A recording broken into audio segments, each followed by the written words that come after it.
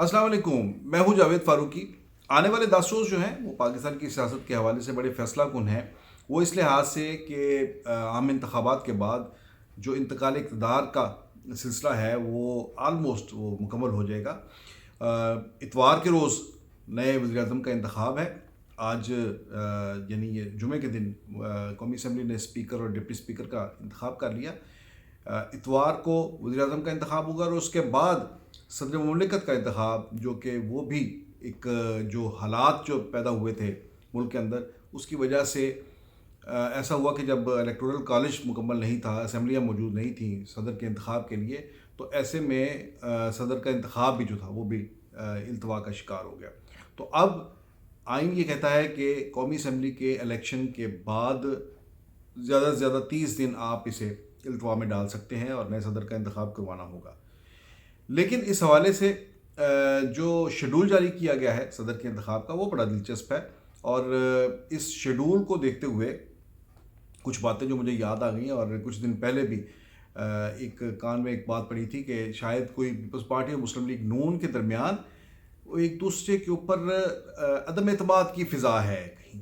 कि peoples party demand कर रही है कि सदर का ओहदा उसे मिलना चाहिए, और मुस्लिम लीग नून को उन्होंने ऑफ़र कर दी पहले कि वज़ीर-ए-आज़म आप बने, हम गैर मशरूत तौर पर आपके पीछे खड़े हैं और हमें कोई वज़ारत नहीं चाहिए, कुछ नहीं चाहिए। लेकिन उसके साथ साथ उन्होंने उस मीटिंग में कोई डिमांड नहीं रखी, बल्कि उन्होंने बिलावल भुट्टो ने प्रेस कॉन्फ्रेंस में ये ऐलान किया अपनी सेंट्रल एग्जीक्यूटिव कमेटी की मीटिंग के बाद कि सदारती इलेक्शन में हम अपना उम्मीदवार देंगे। सो मुस्लिम लीग नून के साथ जो डील थी उसमें उन्होंने सदारती इलेक्शन को पहले बाहर रखा, और उसके बाद जो है ये मुतालबा लेकर वो बाहर निकले। और जब ये बात आई तो फिर लामोहला फिर मुस्लिम लीग नून भी उसके इस बात पर उन्होंने भी कान धरा और वो फिर बैठे हैं। तो ये फिर पीपल्स पार्टी की तरफ से डिमांड आई कि सदर समेत तमाम जो आइनी ओहदे हैं हमें वो चाहिए, और बाकी हुकूमत जो है वो आप चलाएं। अब इस पर जो है मुस्लिम लीग नून के अंदर अब सबके सामने है जो कुछ होती रही बात कि किस तरह से उन्होंने इस पर एतराज़ भी किया कि नहीं, आप पूरे हुकूमत को मुकम्मल तौर पर ज्वाइन करें और इसमें वजारतें भी लें, और जो इसकी ज़िम्मेदारी है पूरी की पूरी पूरे तमाम मुकम्मल तौर पर स्टेक होल्डर बने इसके अंदर आकर। खैर अभी तक तो उन्होंने इस बात को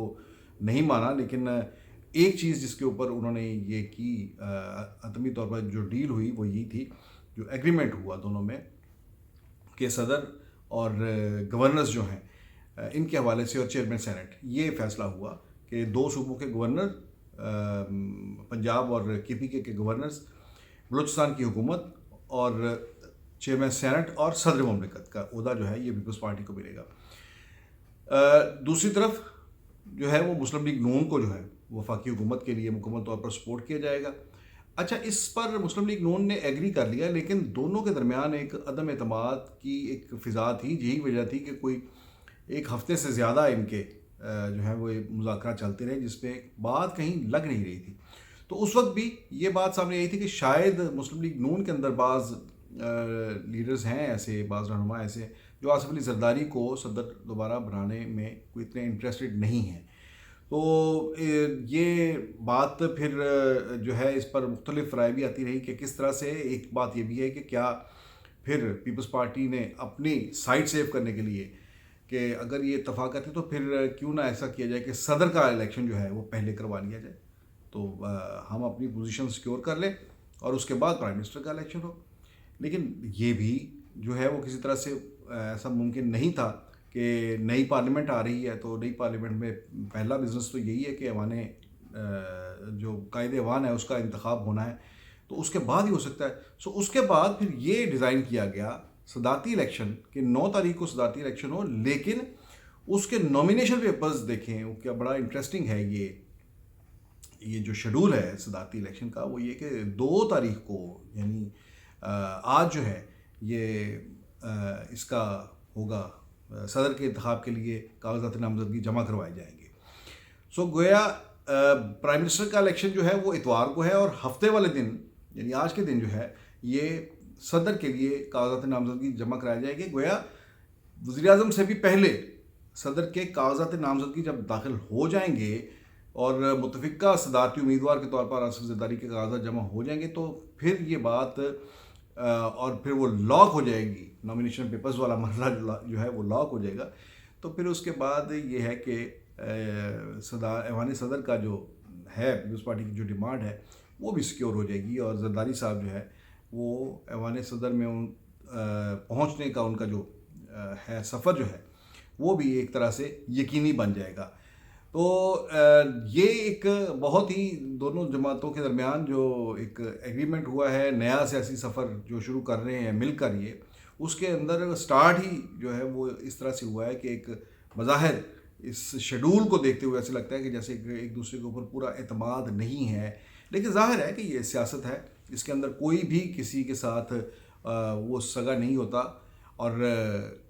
جو ہے وہ اس میں تو ہر بندہ جو ہے اپنے کارڈ جو ہے وہ سنبھال کر رکھتا ہے، اور کوئی بھی اپنے کارڈ جو ہیں وہ مکمل طور پر شو نہیں کرتا، اور اپنی پوزیشن کو مکمل طور پر سیکیور کر کے ہی آگے بڑھا جاتا ہے. تو اس ڈیل میں یہ جو شیڈول آیا ہے ایوان صدر کے لیے جو انتخاب ہے، صدارتی انتخاب ہے، اس کے لیے جو شیڈول آیا ہے یہ بڑا کھل کے بتا رہا ہے کہ دونوں جماعتیں جو ہیں ایک دوسرے کے حوالے سے اگرچہ یہ ساتھ مل گئی ہیں اور تحریک انصاف کے مقابلے میں یہ ایک دوسرے کے قریب آ گئی ہیں، لیکن جو دیرینہ ان کے اندر ایک اختلاف ہے، مخالفت ہے اور پرخاش ہے دلوں کے اندر، وہ ابھی بھی برقرار ہے، اور ایک دوسرے کو کس حد تک یہ قبول کرتے ہیں وہ یہ شیڈول جو ہے یہ اپنے منہ سے یہ بتا رہا ہے کہ وہاں پر کتنا ایک دوسرے کے ساتھ کمفرٹ لیول ان کا موجود ہے. بہرحال دونوں کے لیے نیک خواہشات ہیں کہ یہ مل کر کام کریں، اور ملک کی خاطر نیک خواہشات ہیں کہ یہ مل کر کام کریں، کابینہ بنائیں، حکومت چلائیں، اور ملک کو جو مسائل ہیں، جو چیلنجز ہیں، ان سے وہ